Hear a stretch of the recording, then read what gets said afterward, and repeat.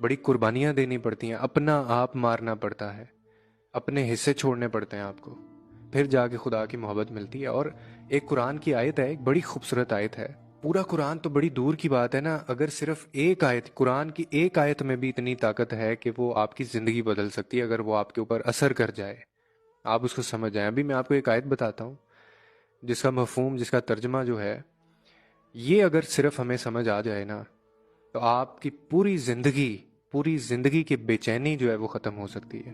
اب وہ آیت ہے کیا؟ دیکھیں، اللہ قرآن میں کہتا ہے، جس آیت کا یہ مفہوم ہے، جس کو میں نے بہت دیا ہے، جس کو ہم نے بہت دیا ہے، وہ یہ نہ سمجھے کہ ہم اس سے خوش ہیں یا میں اس بندے سے راضی ہوں۔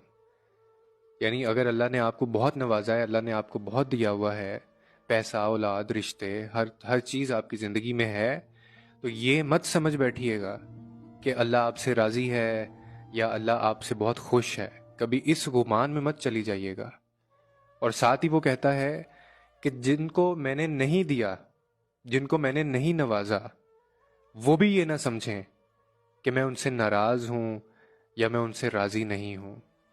یعنی اگر آپ کے پاس چیزیں نہیں ہیں، اگر آپ کو اللہ نے چیزیں نہیں دی زندگی میں، خوشیاں، پیسہ، دولت، اولاد، اس طرح کی چیزیں جو بھی کسی انسان کے ہو سکتی ہیں، تو آپ نے یہ گمان بھی نہیں رکھنا کہ وہ آپ سے راضی نہیں ہے، اس لیے نہیں دیا کہ وہ آپ سے ناراض ہے۔ تو پھر سوچنے والی بات یہ ہے، میرے بھی ذہن میں آیا، آپ کے بھی ذہن میں آ رہا ہوگا، کہ اگر جس کو بہت دیا ہے وہ بھی نہ سمجھے کہ اللہ جو ہے وہ اس سے راضی ہے، اور جس کو نہیں دیا وہ بھی یہ نہ سمجھے کہ اللہ اس سے ناراض ہے، تو پھر یہ دونوں چیزیں کیا ہیں؟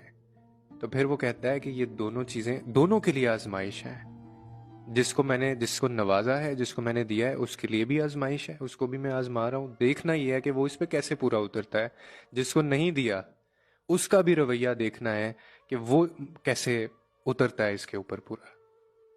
تو بات صرف اتنی سی ہے کہ جب اللہ تعالیٰ آپ پہ مہربان ہوتا ہے نا، صرف ایک نشانی ہے کہ وہ آپ پہ کیسے مہربان ہوگا، کیسے پتہ چلے گا؟ جب خدا آپ پہ مہربان ہوگا نا، تو اس پوری دنیا میں جتنی بھی چیزیں ہیں، اس کائنات کے اندر جتنی بھی چیزیں ہیں، وہ ساری چیزیں، یہ پوری کائنات آپ پہ مہربان ہو جائے گی۔ پھر کسی کی جرت نہیں ہوگی کائنات، اس زندگی، اس دنیا میں، کہ وہ آپ کے خلاف چلا جائے یا آپ کو گرا دے۔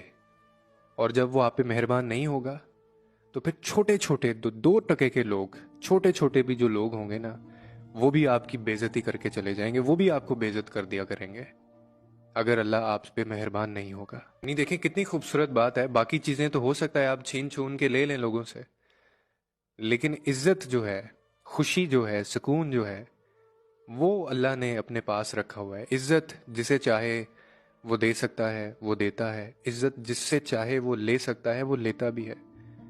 سکون جسے چاہے وہ دے سکتا ہے، خوشی جسے چاہے وہ دے سکتا ہے، اور وہ جس سے چاہے لے بھی سکتا ہے۔ اور یہ دونوں صورتوں میں آزمائش ہوتی ہے، اور ہمیں دونوں ہی صورتوں میں اس آزمائش پہ پورا اترنا ہوتا ہے۔ اور یہی ہمارا ایک انسان کا اس زندگی میں امتحان بھی ہوتا ہے۔ اسی لیے ہم اس دنیا میں ہیں، اسی لیے ہم زندگی میں ہیں۔ یعنی جن کو ملا ہے وہ بھی خدا کی مہربانی، اس کو نہ سمجھیں کہ وہ خدا خوش ہے ان سے بہت زیادہ، ان کا مقصد پورا ہو گیا زندگی کا، کہ جی ان کو زندگی میں سارا کچھ مل گیا۔ نہیں، آپ کو ٹیسٹ کیا جا رہا ہے۔ اور جس کو نہیں ملا، جو اس وقت مشکل میں ہیں، جو سٹرگل کر رہے ہیں، جن کو نہیں ملا، وہ بھی یہ نہ سمجھیں کہ ان کی زندگی کا مقصد ہی کوئی نہیں ہے۔